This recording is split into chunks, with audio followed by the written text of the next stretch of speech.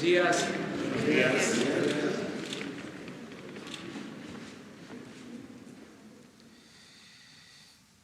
Pues como acordamos ayer, o nos comprometimos, mejor dicho, a dar información sobre la recuperación que se está logrando en la industria petrolera, en lo que tiene que ver con la producción de petróleo, de cómo se detuvo la caída que inició hace 14 años y que el año pasado hizo crisis porque se perdieron 200,000 barriles diarios. Así nos entregaron el gobierno, con una baja constante en la producción, y se logró, por la intervención oportuna que se llevó a cabo. Aquí quiero destacar el apoyo que recibimos de ingenieros y de trabajadores de Pemex, tanto de base como de transitorios, que han ayudado mucho en el rescate de Pemex.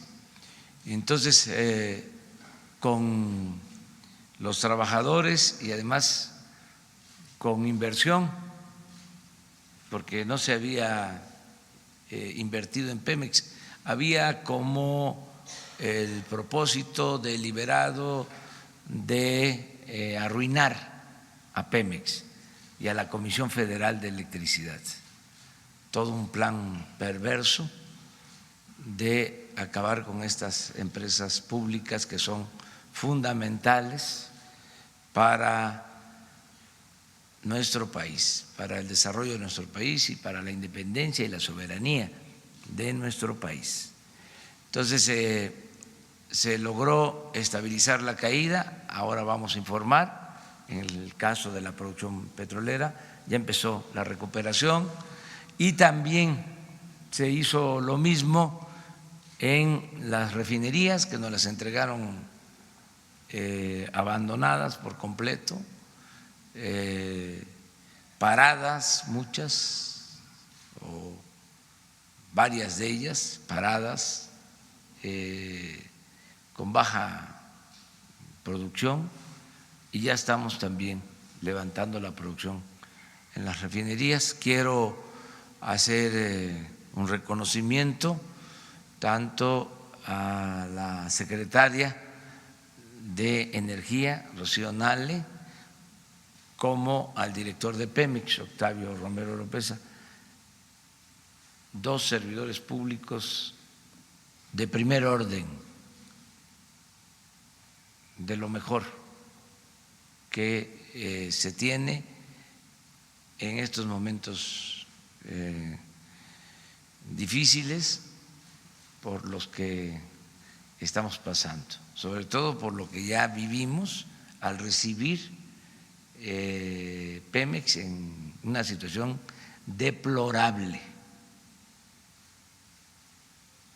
No hay que dejar de tomar en cuenta, no olvidar que engañaron los tecnócratas y los que se dedicaban al tráfico de influencias, los que se sentían dueños de México, sus voceros, sus expertos, engañaron diciendo de que la reforma energética era la panacea, que si se aprobaba íbamos a estar mucho mejor, produciendo más petróleo. Para estas alturas íbamos a estar produciendo 3 millones de barriles diarios. Ahí están los documentos, hasta en los considerandos de la ley. que se propuso. Y resultó que nos dejaron 1.700.000 barriles diarios y en caída libre, en picada. Y no han dicho ni media palabra sobre ese despropósito, sobre ese engaño. Entregaron los contratos a particulares y apenas una empresa extranjera de los 107 contratos está produciendo una cantidad, por cierto,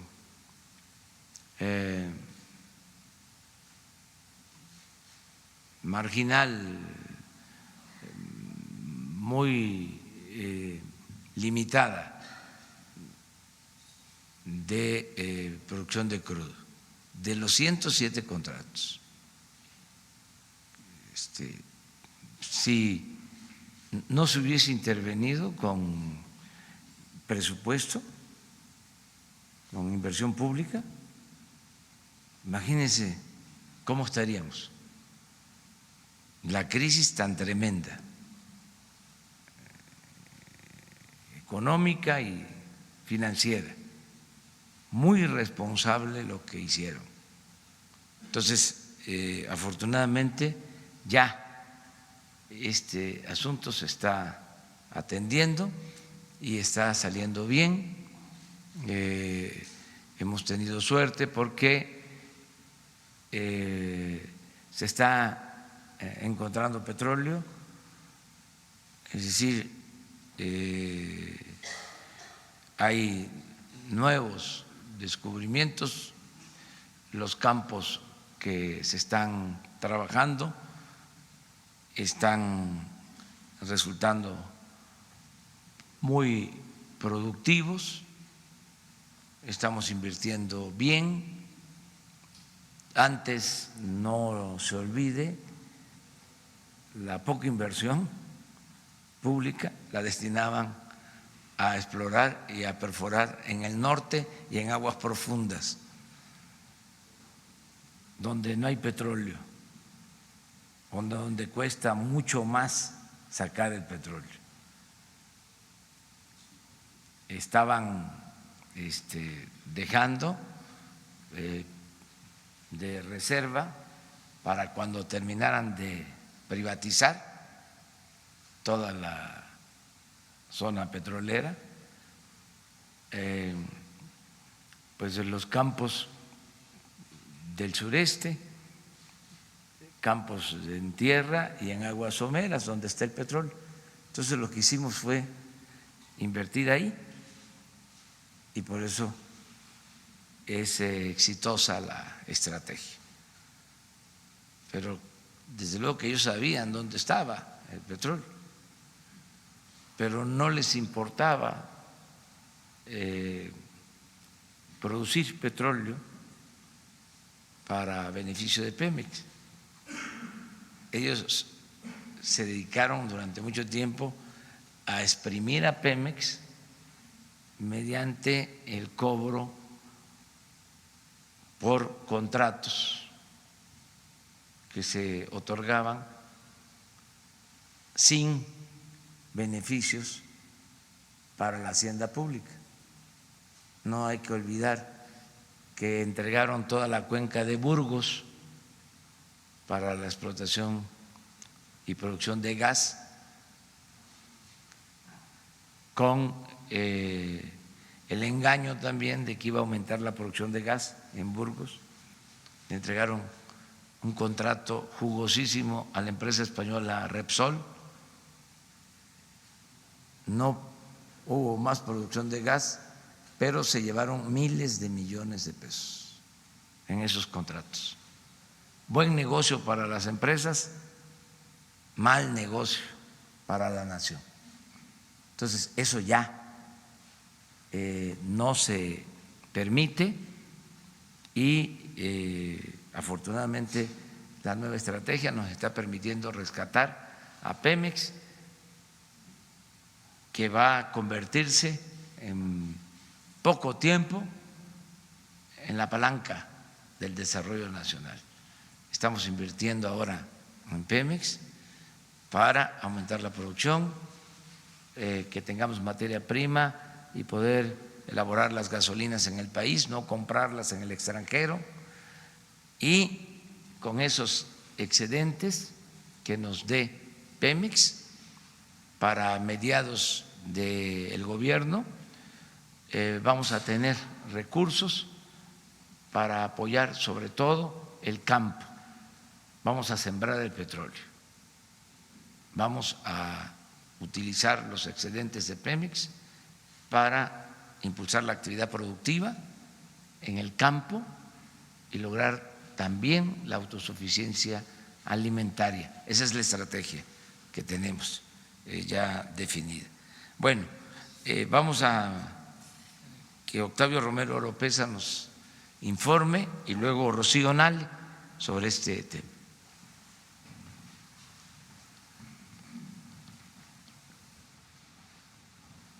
Con su permiso, señor presidente, muy buenos días a todas y a todos. Vamos a comentar con ustedes, a informarles acerca del comportamiento de la producción en esta administración, en lo que va de esta administración. Aquí podemos observar en la gráfica el comportamiento de la producción desde enero del 2018 hasta la proyección que tenemos para este año.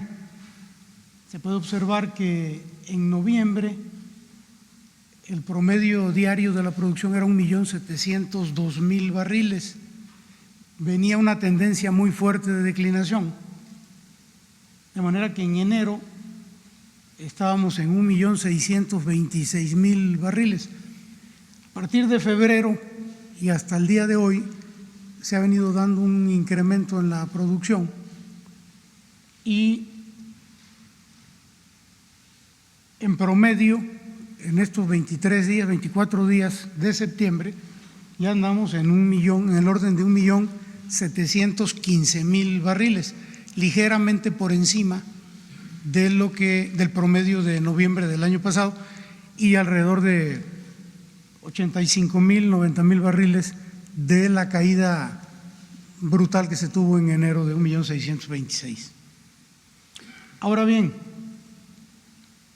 aquí podemos observar en esta gráfica cuál es el comportamiento que estamos observando, que estamos previendo para finales de este año. Y aquí podemos observar que hay un diferimiento en la producción. Ahorita lo vamos a explicar, tiene su razón. Está programado este diferimiento de la producción que va a durar alrededor de 10 días, 9 días, y posteriormente el pronóstico es un incremento hasta llegar a diciembre con un promedio estimado de 1.778.000 barriles diarios en el mes de diciembre. Estamos previendo que para finales de diciembre, los últimos días de diciembre, estemos por arriba de 1.800.000 barriles y con esa producción iniciar lo que sería el próximo año, el 2020. Entonces, bueno, este es el comportamiento. Se detuvo, como decía el señor presidente, la caída, se estabilizó y hay un ligero repunte en estos días ya. La que sigue, por favor. Estos son pozos de los campos nuevos que van a ir entrando a partir de esta semana y hasta fines de este año, y lo que nos va a lograr el incremento de la producción de la que hablábamos hace un momento. A fines de septiembre, es probable que ya en fines de esta semana, entre un pozo del campo Chiquín, el pozo Chiquín 22. En octubre entra el Civix 1, es un pozo del campo Civix. En noviembre entra otro pozo de Civix, otro de un campo que se llama Valeriana, otro de un campo que se llama Quesqui, en Tabasco. En diciembre estamos esperando que vayan a entrar varios pozos de varios campos, Chejecbal, Civix, Manic, Quesqui, y entran pozos nuevos de Izachi. Entra 1, 2, 3, 4, 5 van a entrar de Izachi en diciembre, que es el pozo, es el campo más importante de los 22 campos que se están desarrollando este año. Es un campo gigante, Izachi. Entra Yaxché, entra Chec, Pachil y Tetl, Hawk y Tlacame, ya estos sobre los últimos días de diciembre, si no es que el último día de diciembre. Entonces, estos son lo que tenemos pronosticado, tenemos previsto que van a entrar de aquí a fin de año, y por eso estamos hablando de este incremento de la producción. La que sigue, por favor. Ahora me voy a referir a lo que les decía del diferimiento de la producción. Eso que se veía en la gráfica como un descenso de la producción se deriva de un libramiento que se va a hacer en estos días. Comienza el día 1 de octubre. Una libranza es una suspensión de las operaciones en instalaciones de producción para hacer actividades preventivas o correctivas. A partir del 1 de octubre tenemos programado un mantenimiento en el buquetanque Yuncanap, que se llama en español es el Señor de los Cielos, esto es maya, lo cual implica un paro de 7 días y medio, y esto nos trae un diferimiento de producción de 661,000 barriles en estos 7.5 días. También, aprovechando que se va a hacer este mantenimiento, se va a hacer una libranza en 2 plataformas, la CAL C7 y la C8, también para un mantenimiento correctivo, y esto nos va a implicar, esto va a tardar un poquito más, 2 días más, y el diferimiento va a ser del orden de 356,000 barriles de aceite. Entonces, en suma van a ser más de 1 millón de barriles. Si nosotros promediamos ese más de 1 millón de barriles entre los días del mes, vamos a tener un diferimiento promedio diario de 32,000, casi 33,000 barriles, pero en los primeros 8 o 10 días no van a ser 33,000, se va a ver muchísimo más. Aquí estamos hablando del promedio.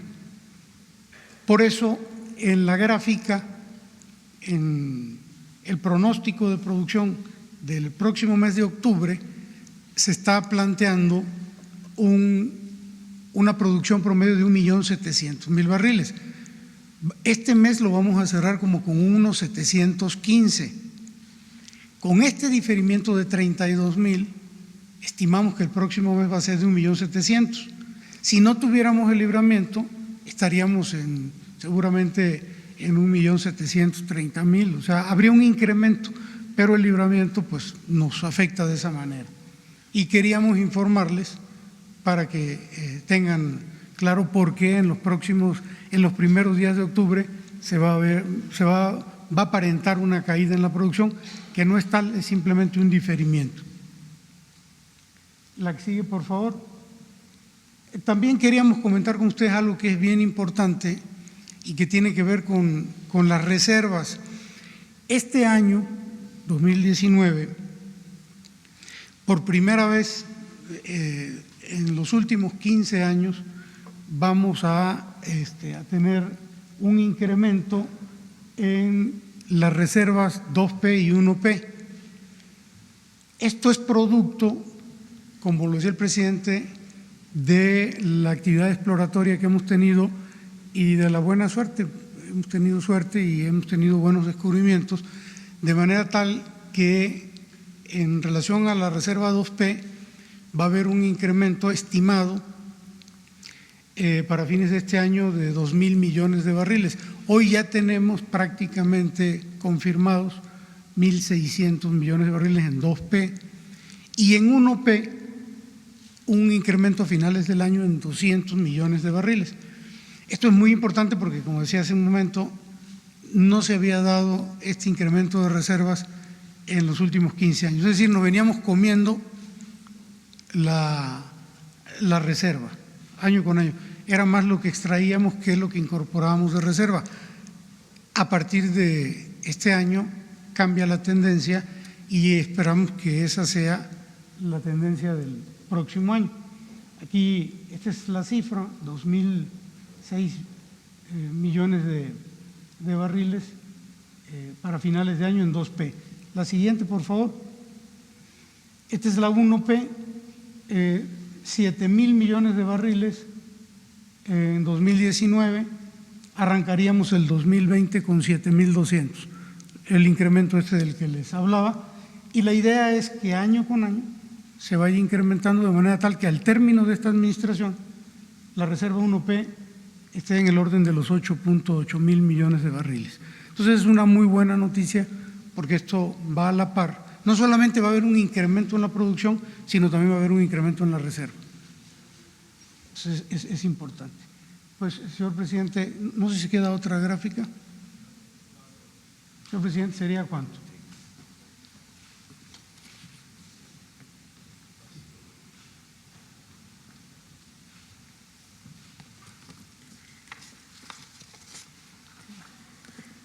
Buenos días. Con su permiso, señor presidente.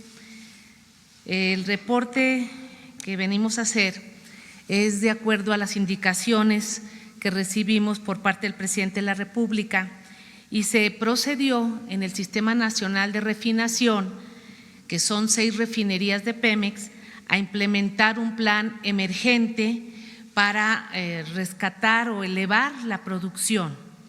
Este plan consta de, primero, un mantenimiento emergente porque las refinerías estaban prácticamente muy descuidadas, sin el mantenimiento básico, y el segundo paso que se nos indicó fue la rehabilitación, que son mantenimientos mayores, cambios de equipo, de refaccionamiento. Para esto se contó con el apoyo, Pemex está invirtiendo 12.500 millones de pesos para la compra de refaccionamiento y equipo para las 6 refinerías de este año. Estos 12.500 será de procura y adquisición y el programa de rehabilitación se planeó para empezar a mediados del mes de agosto. Sin embargo, empezamos con algunas plantas las primeras semanas de septiembre que estábamos esperando algún refaccionamiento que no había llegado y que hasta la fecha se están recibiendo por el Departamento de Procura.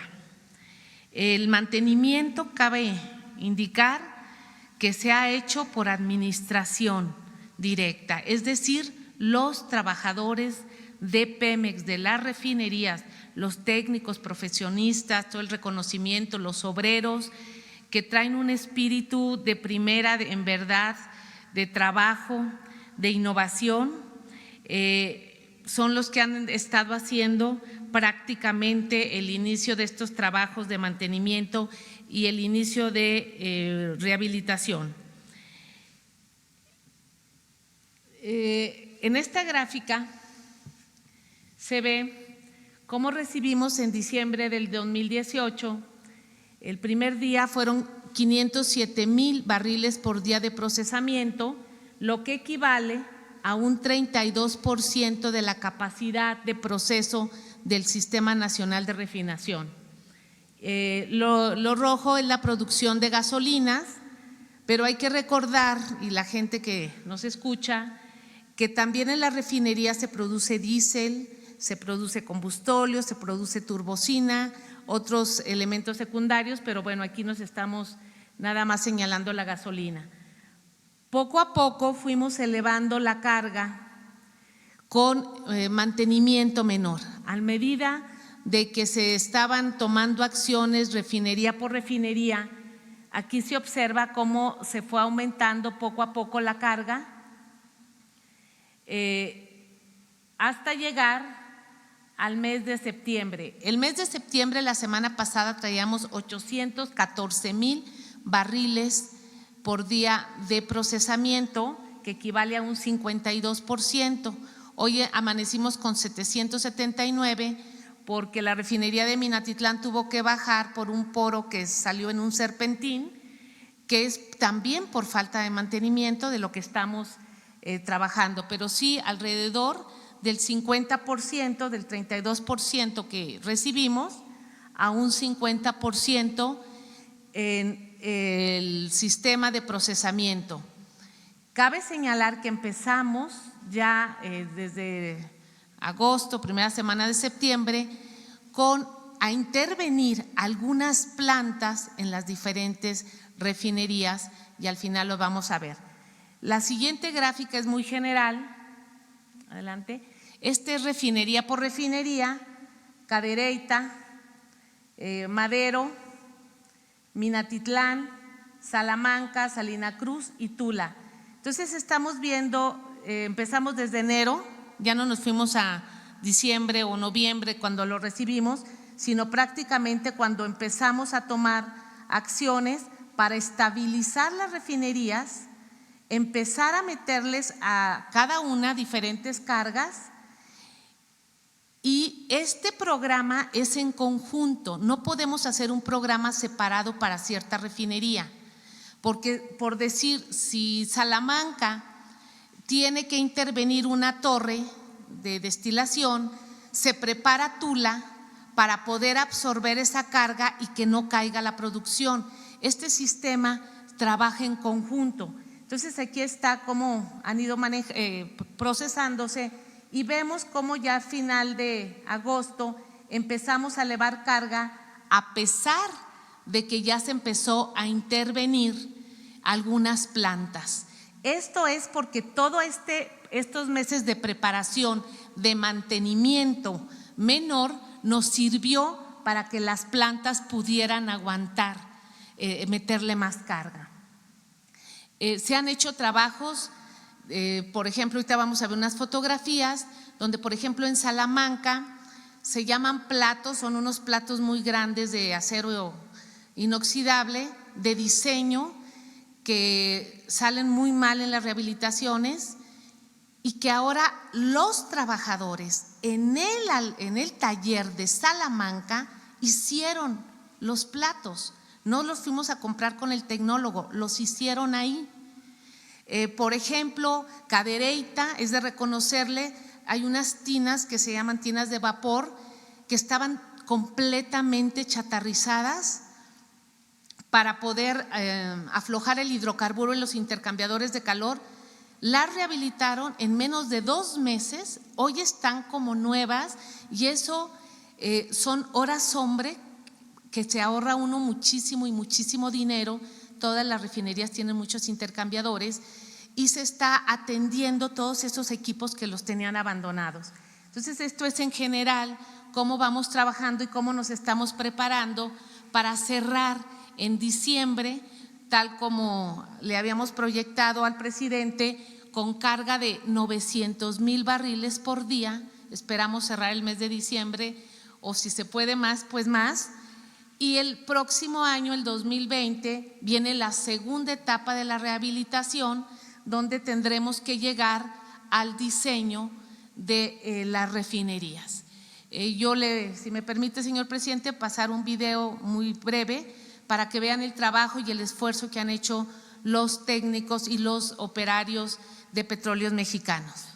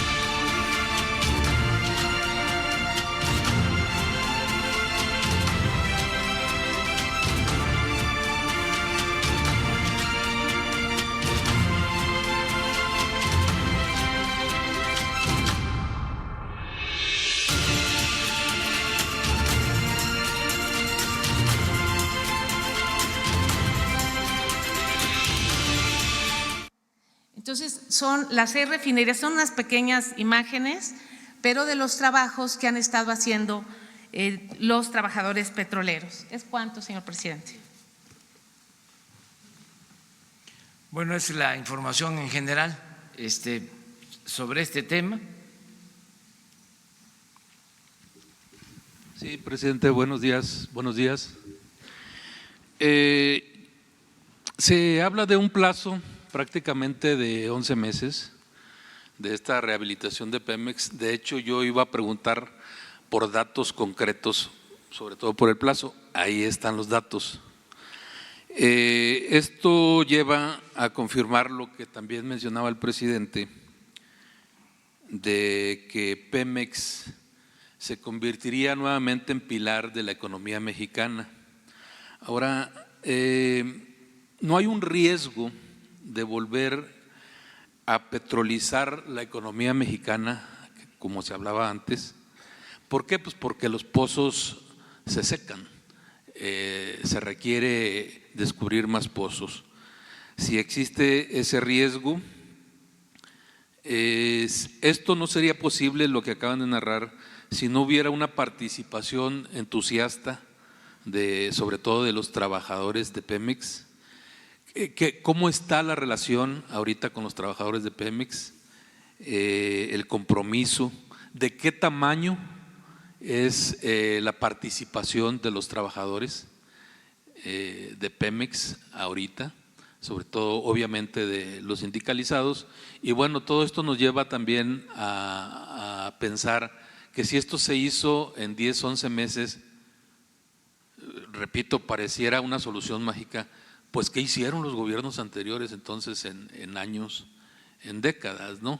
Si esto es posible en 10, 11 meses. Bueno, se me olvidó, presidente, Roberto Cruz de Grupo Impacto. Y tengo otra pregunta, pero no sé si hacérsela más adelante. Sí, muy bien. Bueno, esas dos cosas. Vamos a petrolizar la economía y la participación de los trabajadores en toda esta rehabilitación de Pemex. Sí, nosotros estamos impulsando al mismo tiempo todas las actividades productivas, pero era estratégico el recuperar Pemex, el rescatar a Pemex. ¿Cómo es estratégico recuperar la Comisión Federal de Electricidad? En las prioridades que definimos está el bienestar del pueblo, como lo primero, el mejorar las condiciones de vida, las condiciones de trabajo del pueblo de México, lograr el bienestar material y el bienestar del alma, la felicidad del pueblo. Por eso se están destinando más de 300,000 millones de pesos este año de apoyos directos a los mexicanos, sobre todo a los pobres, como nunca en la historia. Entonces, primero eso. Segundo, en prioridad, el rescate del sector energético. Y eso es lo que estamos logrando. Porque esto implicó destinar recursos. Ahora Octavio les va a hablar de eso. ¿Cuánto ha significado la inversión en Pemex en comparación con el año pasado? ¿Y cuánto estimamos invertir el año próximo? Estamos ahorrando e invirtiendo en Pemex porque ya lo expresé. Pensamos que a partir del 21, cuando tengamos más producción, los excedentes de Pemex nos van a ayudar a financiar el desarrollo nacional. El petróleo como palanca del desarrollo. Esa es la estrategia, esa es la segunda gran prioridad. Y la tercera es la seguridad pública, la paz en el país, conseguir la paz. Es la manera en que estamos trabajando. Como mecánica de gobierno se decidió tener primero muy claro el mal que aqueja a México. Hicimos un buen diagnóstico, ya sabemos cuál es la enfermedad principal y la estamos atacando, la corrupción. Y cero corrupción y cero impunidad, eso es como el eje central.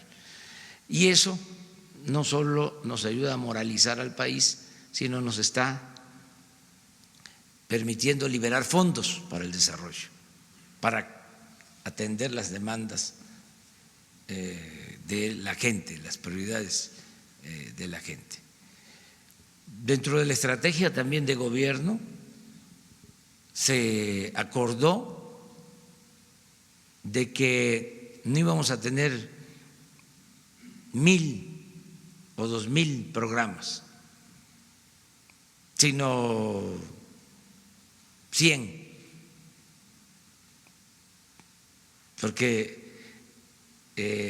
habían 1,000 o 2,000 programas, se pulverizaba la acción de gobierno, todo era aparato administrativo, aparato burocrático, y no le llegaba el beneficio a la gente. Por ejemplo, son programas los que estamos aplicando masivos. El apoyo a los adultos mayores es para 8 millones de adultos mayores. No es el atender a adultos mayores en una región, no, es un programa universal para todos. Las becas para estudiantes, 10 millones. El trabajo para los jóvenes como aprendices, 900,000. La pensión para niñas, niños con discapacidad, 900,000 hasta ahora. El apoyo a campesinos, 2 millones. O sea, sí, en general. Entonces, por eso no es solo una actividad, y era muy importante el recuperar para la nación el petróleo. No olvidemos lo que decía Rockefeller, decía, el petróleo es el mejor negocio del mundo, y el petróleo mal administrado es el segundo mejor negocio del mundo. Es decir, el petróleo es negocio. ¿Por qué? Habría que preguntarse.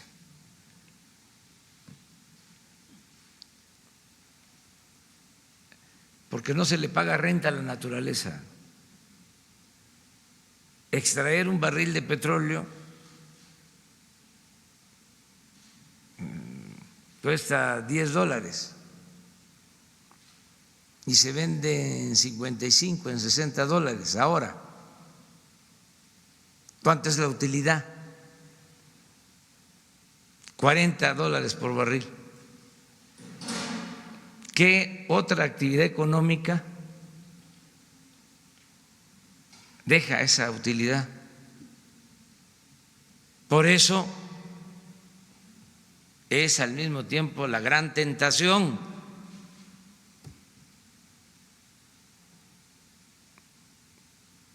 Por eso se fueron sobre el petróleo y querían la privatización por completo, que se dividiera esa utilidad. Al final de cuentas, los contratos que se entregaron les llaman de utilidad compartida. Es decir, que esa ganancia no sea para la nación por completo, sino se divida, se comparta con las empresas particulares. Se entregaron estos contratos así y lo que estamos esperando es que se produzca, porque ni siquiera se ha cumplido con invertir y con producir, aun cuando se van a quedar por obtener estos contratos con un porcentaje de las utilidades.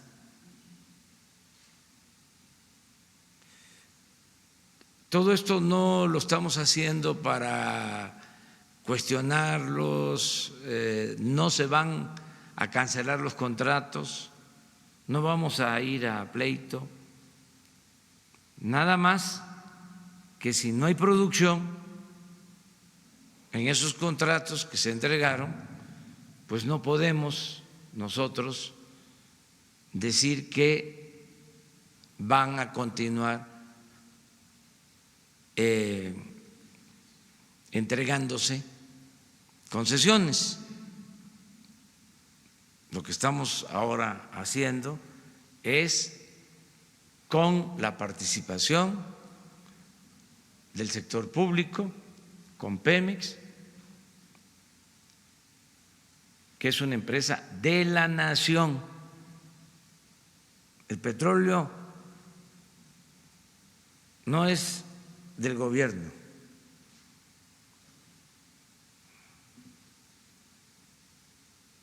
ni siquiera es del Estado mexicano. El petróleo es de la nación.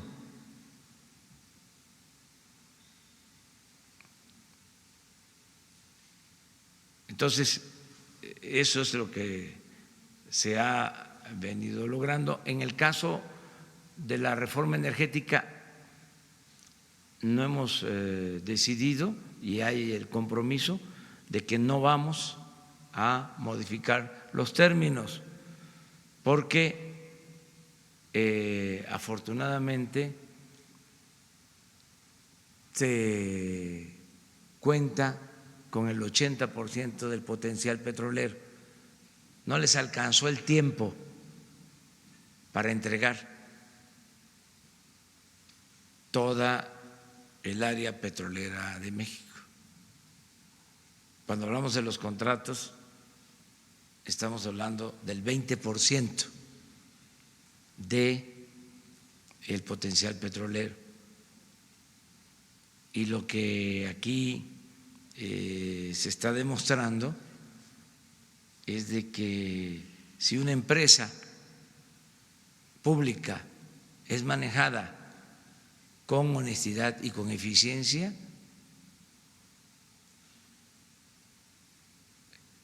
rinde, y la utilidad es para la nación, es para todos. Entonces, eso es un poco lo de tu pregunta. Esto significa, presidente, que la apuesta para el desarrollo del país es definitivamente Pemex. Ahorita que hablaba de los programas sociales, de las becas. Es integral. Porque se acaban las subastas, se acaba el avión, se acaban los carros, se acaban las casas aseguradas, pero Pemex es la gran apuesta. Dos cosas, o tres. Primero, financiar el desarrollo de México, no permitiendo la corrupción, desterrando la corrupción y con austeridad. Eso es lo primero. Eso ya estamos viendo que rinde. Eso nos está funcionando. No estamos aumentando impuestos, no están aumentando los precios de los combustibles, no estamos endeudando al país y tenemos presupuesto y hay bienestar. Pero para tener más bienestar, ¿sí?, ¿qué necesitamos?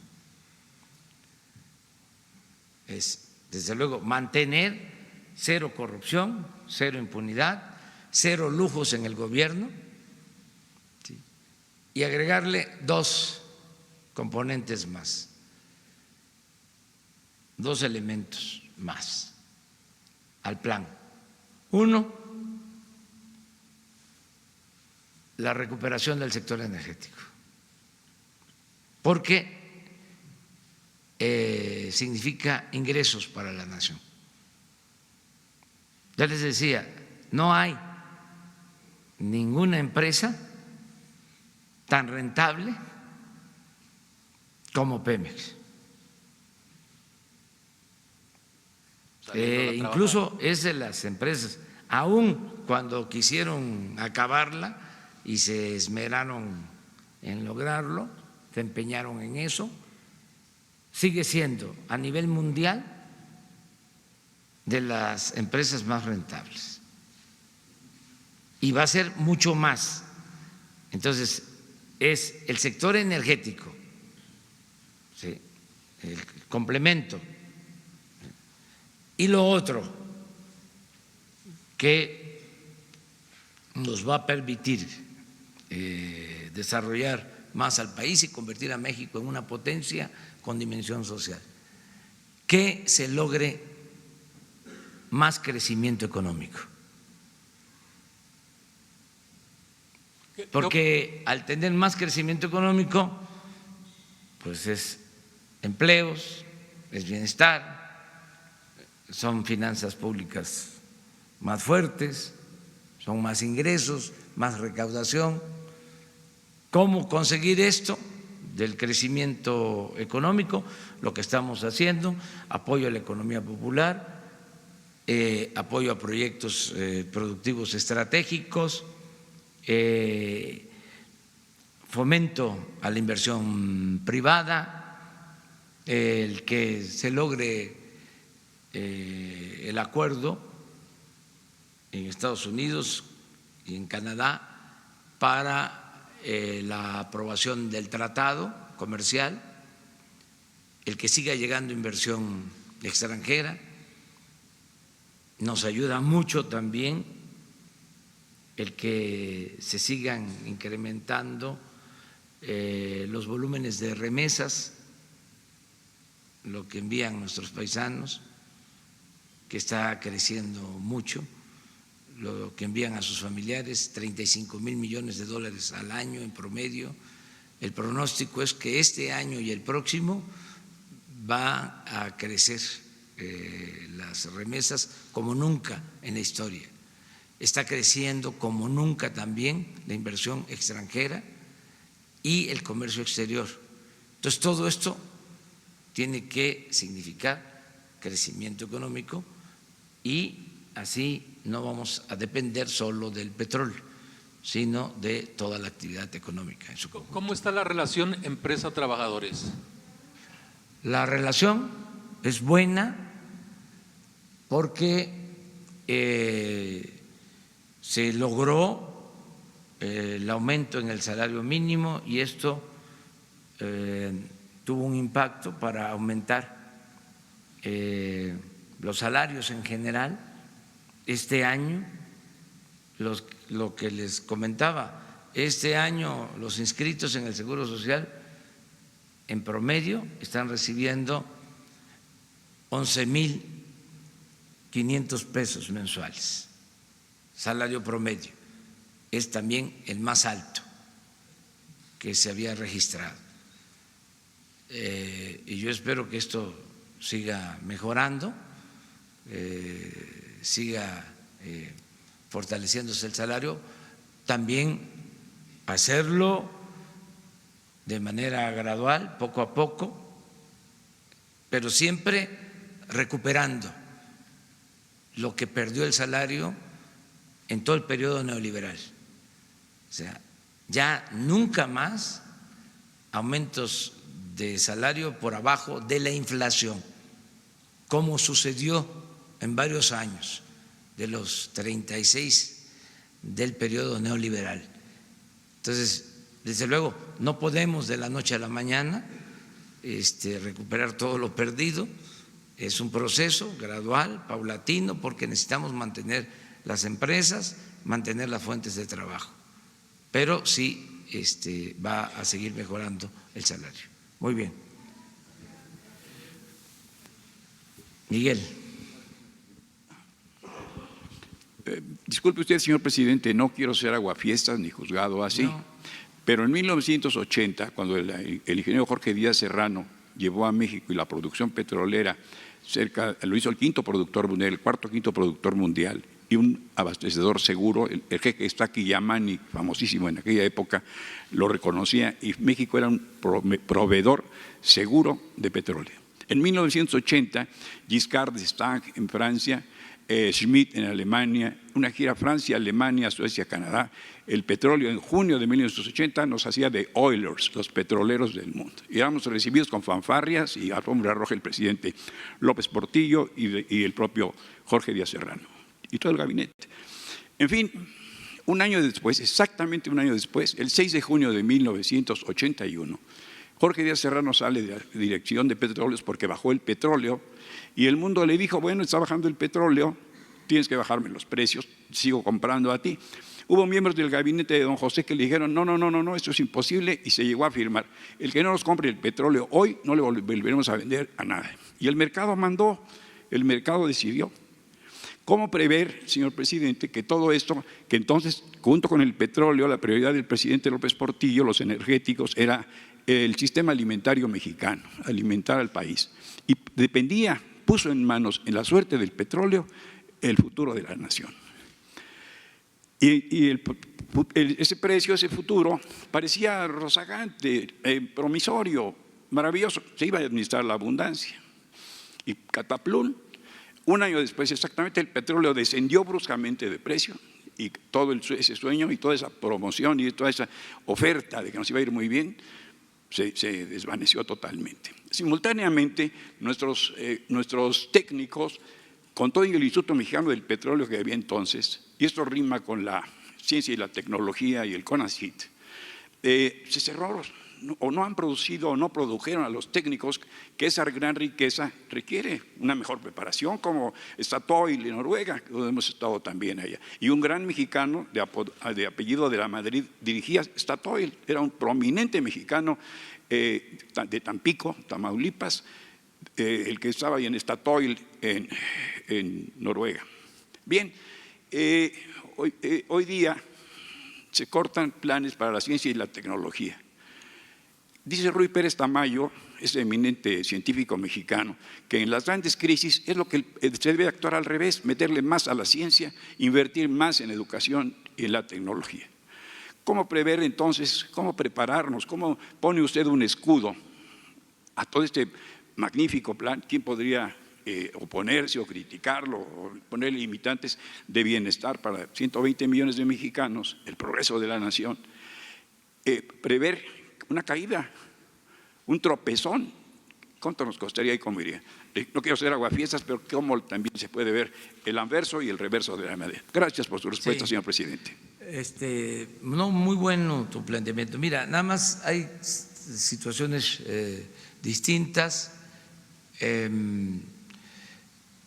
Para empezar, en aquel entonces los precios del petróleo estaban altos, no es el caso de ahora. Los precios están pues a la mitad de lo que costaba el petróleo durante el gobierno de Fox y de Calderón. Ellos tuvieron la suerte de contar con los precios más altos del petróleo en toda la historia. $100 por barril promedio. Entró muchísimo dinero que se desperdició, para decirlo de manera benévola. En efecto, cuando López Portillos y cuando el ingeniero Díaz Serrano se hablaba de que nos preparáramos para administrar la abundancia, y se apostó solo al petróleo, se caen los precios y se genera la crisis, o se precipita la crisis que ya se venía padeciendo. Ahora es distinto. Nosotros estamos hablando de aumentar poco a poco la producción y llevarla a 2.600.000 barriles para el 2024. Estaríamos produciendo lo que se tuvo durante el sexenio de Calderón. Nosotros tuvimos una mayor producción en los últimos tiempos. En 2004, que se obtuvieron 3.400.000 barriles diarios, y nosotros estamos hablando de 2.600.000. Estamos 800.000 barriles abajo. Entonces no es apostar todo pues a la producción. No tendríamos además los recursos para eso. Se tendría que endeudar al país y eso no lo vamos a hacer. Y una variable, como dirían los tecnócratas, distinta, es que no hay la corrupción en Pemex que había en ese entonces y que había hasta el pasado gobierno. La corrupción en Pemex, como la corrupción en el país, ha afectado mucho. Entonces, por eso no se resisten crisis por la corrupción que impera en Pemex, que haya imperado en Pemex. Entonces va a ser distinto y sí tenemos nosotros mucho cuidado en no depender solo del petróleo.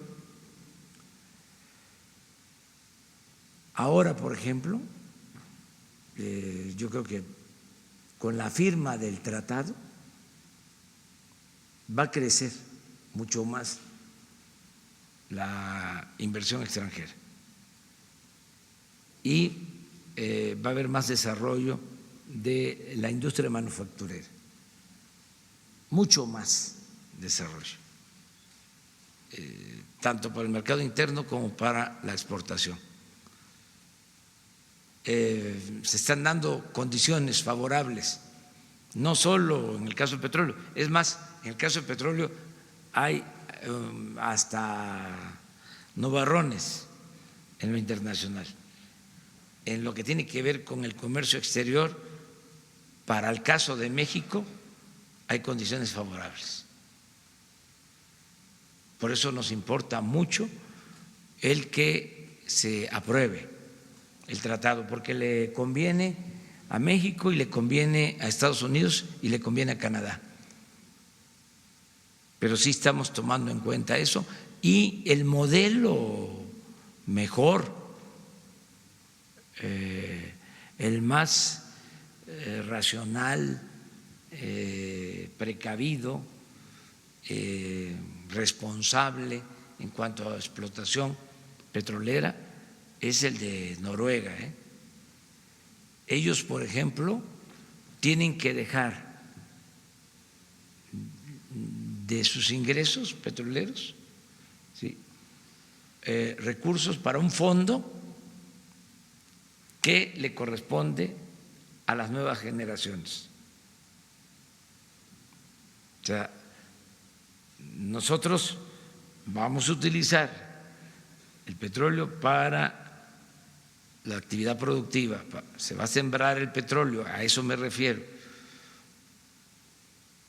Esa es la idea, o sea, pensando en las nuevas generaciones, y se van a utilizar recursos también para energías alternativas.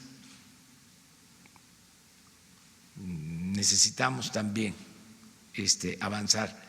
En el terreno tecnológico, yo respeto mucho, ¿no?, las opiniones de los científicos, de los críticos acerca de nuestra política, pero esto que estamos haciendo, por ejemplo, es reactivar el Instituto Mexicano del Petróleo. Los técnicos que están a cargo de la rehabilitación de las refinerías, la tecnología que estamos utilizando en Dos Bocas es del Instituto Mexicano del Petróleo. Entonces, hay más desarrollo tecnológico, ¿sí?, ahora que el que había el año pasado en Pemex. O sea, podemos probarlo. Y esto significa, desde luego, más inversión en ciencia y en tecnología. Y no vamos a dejar de apoyar este renglón que es importantísimo. A ver, miren, pero nos quedaron ayer pendientes para cumplir. Ramón Flores, ¿sí?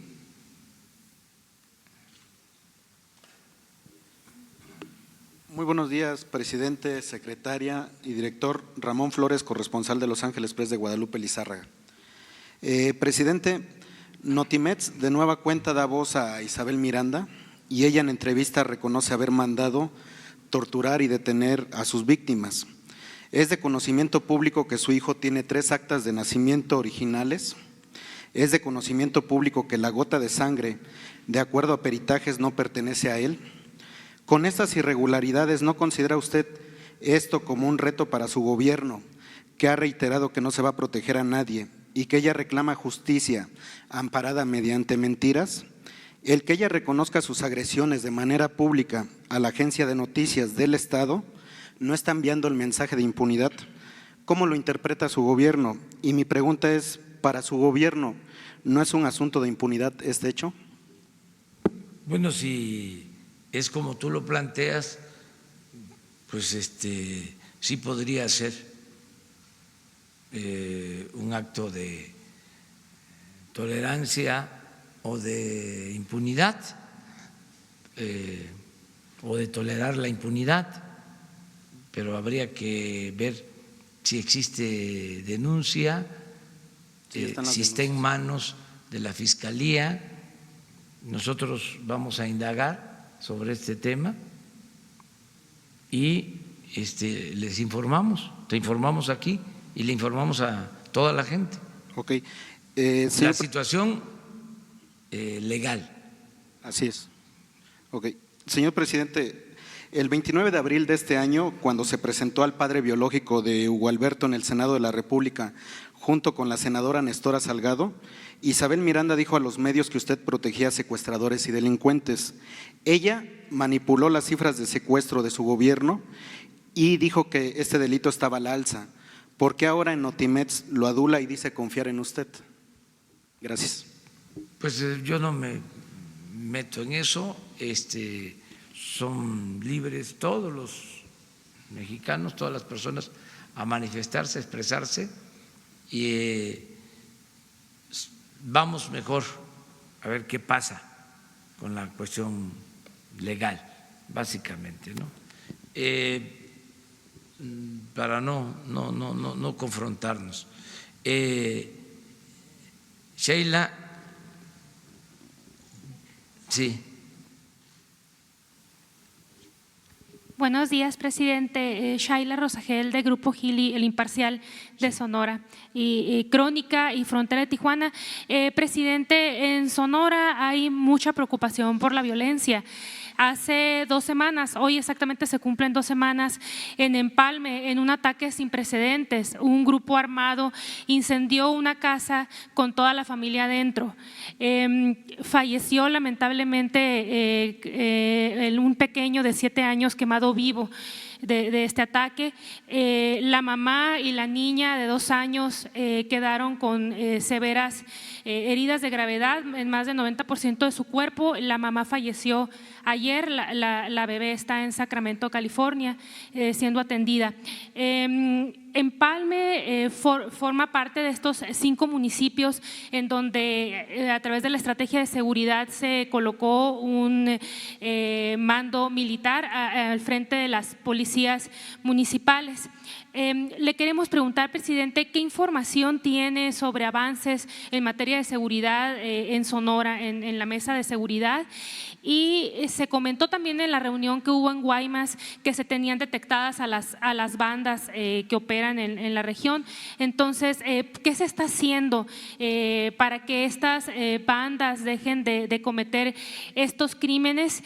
Y sobre todo, presidente, pues también, ¿qué puede hacer el Estado para combatir este nivel de violencia y deshumanización que se está viviendo pues ahorita en el norte, en Sonora, que lleva pues a estos grupos armados a quemar vivos a niños, como ocurrió? Lamentablemente por estos hechos hasta por el luto se suspendió el grito en Empalme, y pues la sociedad sonorense está bastante afectada y dolida por este hecho.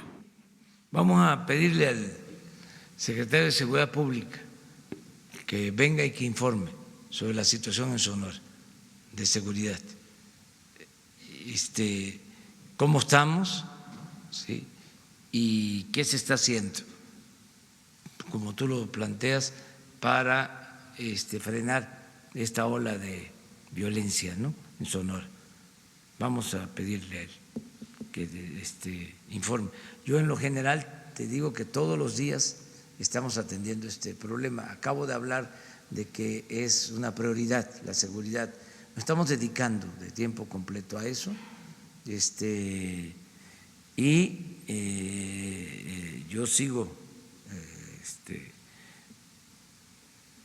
seguro, optimista de que vamos a conseguir la paz en el país, que vamos a avanzar, que estamos haciendo todo lo que está de nuestra parte, y son varias las razones por las que tengo seguridad y optimismo, en lo que fundamento mi optimismo. Primero, porque trabajamos todos los días con esto. Segundo, porque estamos trabajando en forma coordinada de Ejército, Marina, Policía Federal, policías estatales, acuerdo con los estados. Le estoy dando atención diaria al problema, no estoy delegando el asunto de seguridad a nadie, lo estoy atendiendo personalmente. Por eso se reúne todos los días el Gabinete de Seguridad y yo lo encabezo, y está el secretario de la Defensa y el de Marina, estamos todos los días.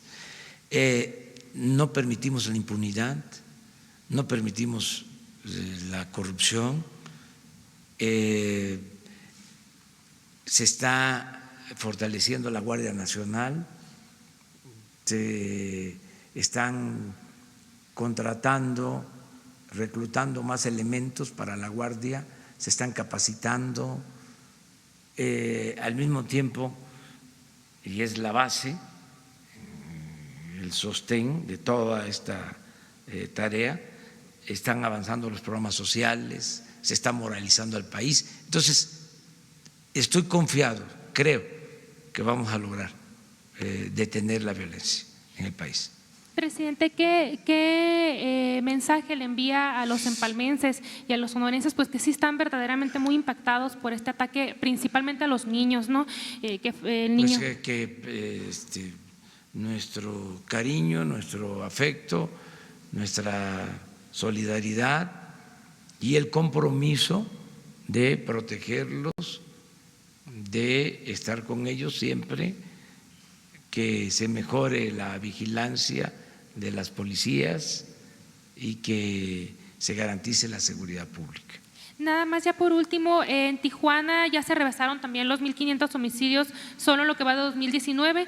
¿Tiene algún informe sobre los operativos en Baja California y sus resultados o también lo va a dar el secretario de Seguridad? Pues ya se lo pedimos a él. Vamos, si les parece, dada tu propuesta, a que haya un informe aquí sobre seguridad. O sea, que les informemos sobre eso en lo nacional, si les parece, ¿sí? Que hagamos como el Gabinete de Seguridad Nacional y se informe cómo vamos, para informarle al pueblo de cómo vamos en esta materia. Sí. A ver, pero aquí vamos con Jaime Hernández. Son los que quedaron pendientes. Buenos días, señor presidente. Ya no vamos a estar apuntando la lista, okay, porque si no, ya queda ya okay, señor. Muy comprometida la rueda de prensa. Pero en fin, a ver, Jaime. Sí, señor presidente, Jaime Hernández de Bajo Palabra. En las administraciones pasadas, cada que se rehabilitaba o se construía una nueva carretera, se instalaban nuevas casetas o se incrementaba el costo del peaje. A partir del 1 de febrero del 2019, CAPUFE actualizó el precio del peaje en las casetas del país a partir del índice inflacionario del 4.8%. Nuevamente, el pasado 13 de septiembre, CAPUFE volvió a actualizar por segunda ocasión en el año el costo del peaje en las rutas México-Cuernavaca y Cuernavaca-Acapulco en un 3% de aumento. El incremento en las tarifas de peaje se ve reflejado en el precio final de los productos, en el turismo y en el incremento del pasaje.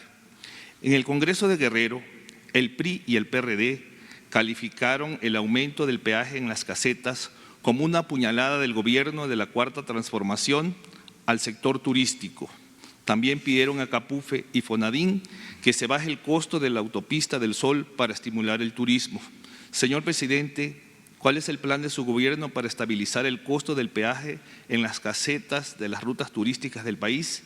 Y también saber si se tiene considerado bajar el costo de la autopista del Sol, una de las más caras y que siempre está en reparación, con el fin de estimular el turismo en ese destino de playa. Sí, mire,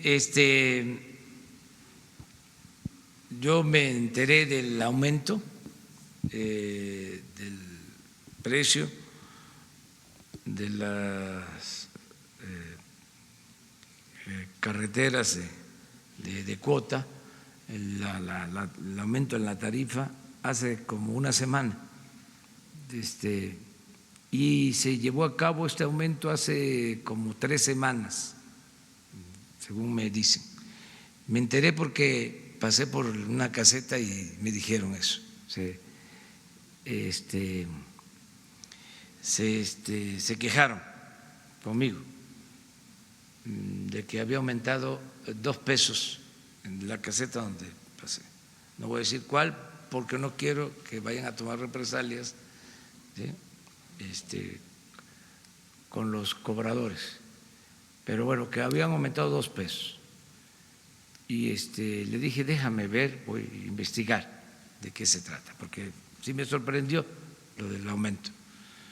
Y luego pedí información y la información que tengo es que aumentó de la tarifa de conformidad con la inflación. Es decir, que eso fue lo que hicieron, aumentar, en el caso de Capufe, la tarifa de acuerdo a la inflación.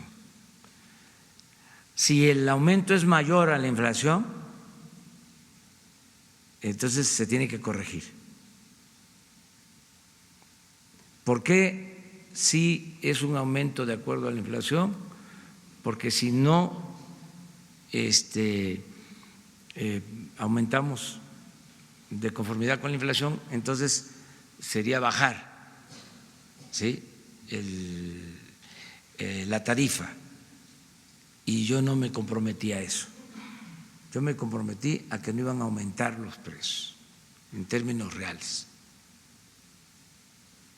Acerca de la autopista de Acapulco, conozco toda la historia de cuánto costó construirla, cuánto costó el rescate. Lo tengo escrito. Yo creo que es la carretera más cara del mundo. No, ya le ganó la de Mazatlán a Durango. Después, el costo de las carreteras en el periodo neoliberal es un buen tema para la investigación sobre las obras públicas y la corrupción en México. ¿Sí? Esa carretera de Acapulco la rescataron en el gobierno de Zedillo. Pedían creo que $400 millones por el rescate y gentilmente les dieron $700 millones. Entonces, a la empresa, y se convirtió en un barril sin fondo. Entonces se tiene que administrar ahora con honestidad y no aumentar la tarifa por encima de la inflación. Los técnicos, eso los he aprendido a ellos, hablan de indexar. Ese es el término, indexar. Es decir, en este caso es que los precios se mantengan de acuerdo a la inflación. Eso es lo que vamos a aplicar en el caso del cobro de las tarifas. O sea, que quede claro esto, si hay una carretera concesionada en donde la tarifa está aumentando más de la inflación, se tiene que corregir. Esto por lo que tiene que ver con Capufe. Sí, lo otro depende de las concesiones, pero no pueden abusar, aunque sean carreteras concesionadas. Si Capufe mantiene esta política, pues lo más correcto, indicado, es que todas las concesionarias actúen de la misma manera. Muy bien.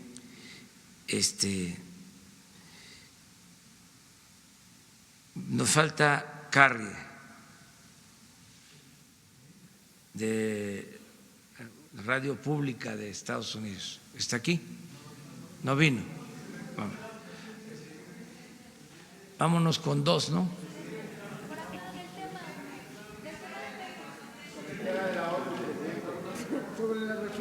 Vamos para atrás. Aquella compañera, las dos compañeras.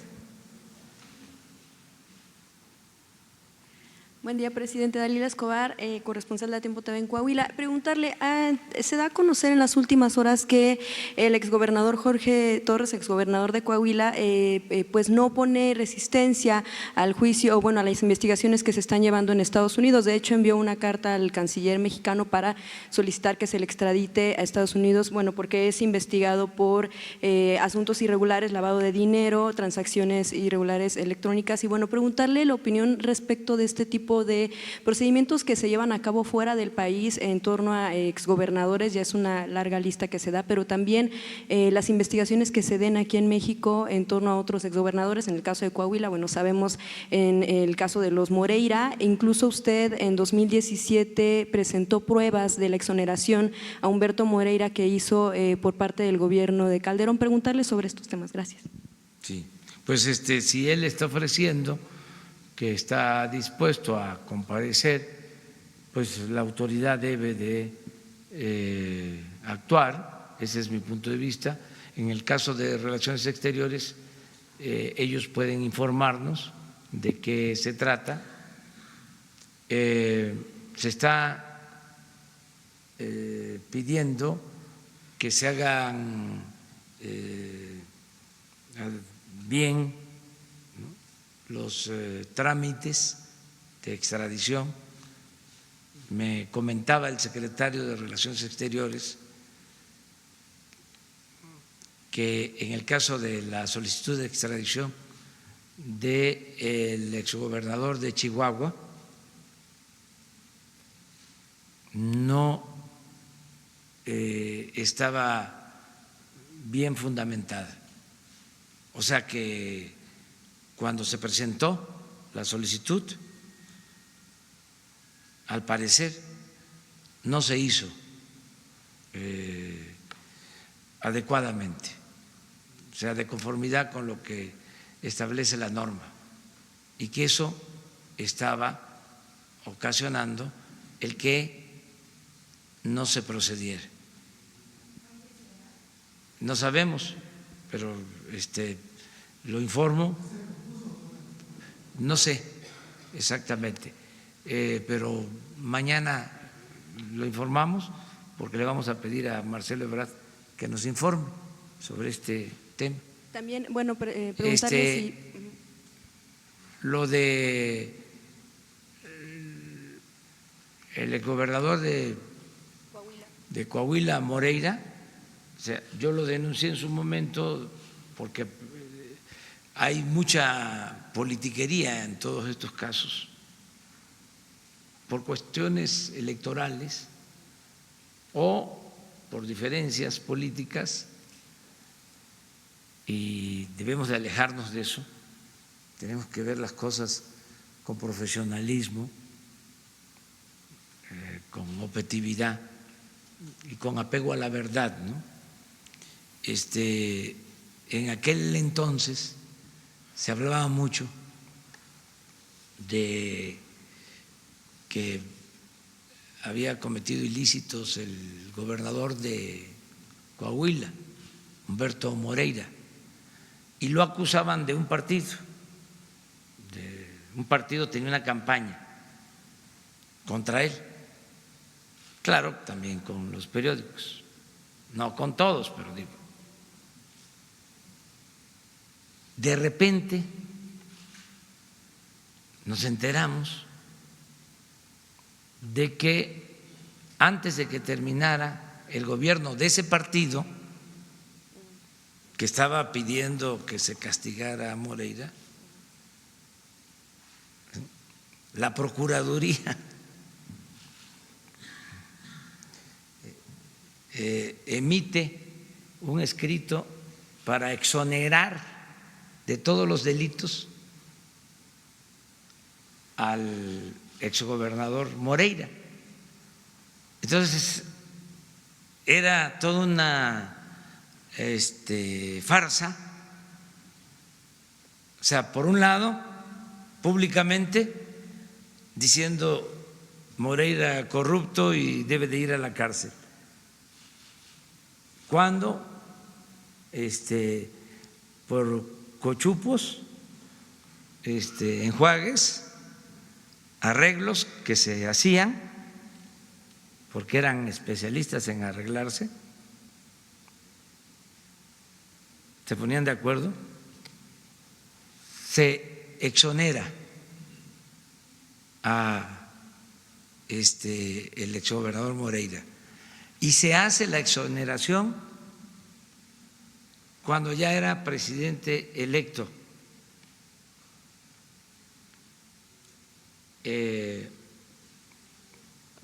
licenciado Enrique Peña Nieto, y estaba por salir el licenciado Felipe Calderón. O sea, entonces ya eso no debe de seguir pasando. O sea, ahora hay una asociación que se llama Mexicanos por la Corrupción. No, sí me equivoqué. Mexicanos en favor de la corrupción. Que no es así. No. Sí, que dirige Claudio X González y otros adversarios nuestros, ¿no?, que se han dedicado a sabotearnos legalmente. Son los que promueven los amparos en contra de las obras. Sí, no quieren que hagamos nada. Están molestos. Quieren que siga el mismo régimen de corrupción. Imagínense defendiendo el proyecto del aeropuerto en el lago de Texcoco, que era el saqueo más grande que se tenía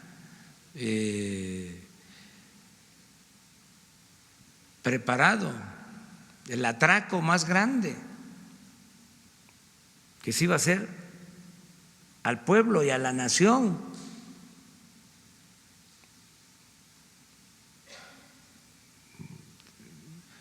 Iba a significar casi $1 billón de pesos.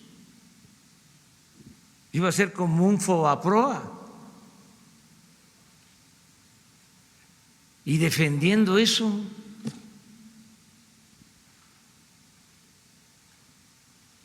por eso me confundí y dije de que eran mexicanos en favor de la corrupción. Me recuerda mucho al pacto, ¿se acuerdan el pacto que firmaron? Pacto por México, cuando fue un pacto contra México.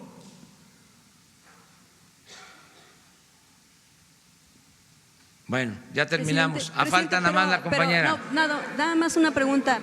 Faltaba otra pregunta. El tema de Altos Hornos de México, saber si usted tiene información respecto de si en efecto va a haber una venta, si el comprador posiblemente podría ser Tech Inc., si tuvo que ver la visita de Pablo Roca y que, bueno, la reunión que tuvo con usted hace unas semanas, si tiene que ver con la probable compra de Altos Hornos de México. No, si tiene información. No, eso también es una volada.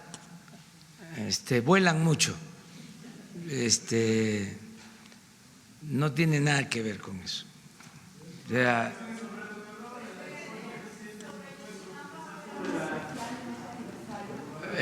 vamos a hablar de eso el día. Presidente.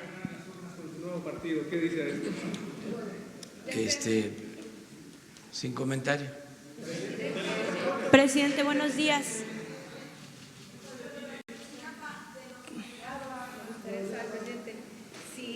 ¿Hay testigos protegidos que pudieran estar colaborando en las se va a informar sobre asunto, se va a seguir informando. Ya se tuvo una reunión con el fiscal, los familiares, y Alejandro Encina va a presentar un informe. Vamos a a informarles sobre eso. Presidente, Presidente, buenos días. Nada más ella para… Sí, preguntarle qué información le han reportado sobre esta orden de aprehensión sobre quien fuera el fiscal en Veracruz, Jorge Winkler, eso por un lado, y dos, ¿qué llamado le haría a la coordinadora que ya está instalado afuera del Senado de la República, esto en el marco de pues la discusión de las leyes secundarias de la reforma educativa? Y por último, también qué reporte le han dado sobre todavía estos policías federales que siguen inconformes, que dicen que están inconformes porque no quieren formar parte de la Guardia Nacional. Ya también vimos hace unos días que realizaron una serie de manifestaciones. Todavía hay quien se resiste a formar parte de este grupo. ¿Sí me podría contestar esas preguntas? Gracias. Que actuaba como procurador en Veracruz. No tengo mayor información porque eso lo está atendiendo la Fiscalía General. O sea, no es un asunto que tenga que ver con el Poder Ejecutivo. Lo de los policías, se está llegando a un acuerdo con ellos para que pasen voluntariamente a la Guardia Nacional. Los que no deseen pasar a la Guardia Nacional van a tener opciones para pertenecer a un cuerpo que se va a encargar de vigilar las instalaciones del gobierno. ¿Sí? Y no se está despidiendo a nadie ni se perjudica laboralmente a nadie. Eso es lo que puedo decir. Pero hablaste de otra. De la coordinadora que está ya fuera ahí en el Senado de la República. Pues es su derecho de manifestación. También eso molestó mucho a los conservadores, pero fue una farsa, un engaño, lo de la llamada reforma educativa. Costó muchísimo. Bueno, hasta dinero del presupuesto para propaganda en contra de los maestros. Y no hubo resultados. Lo que hubo fue sufrimiento, hasta perdieron la vida personas por este enfrentamiento, encono, discordia, desprestigio a las maestras, a los maestros, y todo por la carga ideológica, precisamente de estos personajes como Claudio X González, o sea, muy conservadores. No quiero usar otra palabra porque sería más fuerte, pero a lo mejor sería más clara. Me autolimito, pero sí se molestaron mucho por eso, por algo que no beneficiaba en nada a la educación, al contrario, todo por el afán privatizador. Ya deben de irse acostumbrando de que nosotros no vamos a aplicar la misma política neoliberal. Ya estamos en tiempo o en la etapa post-neoliberal. Ya quedó atrás esa política antipopular, entreguista, de corrupción, de injusticias, de privilegios.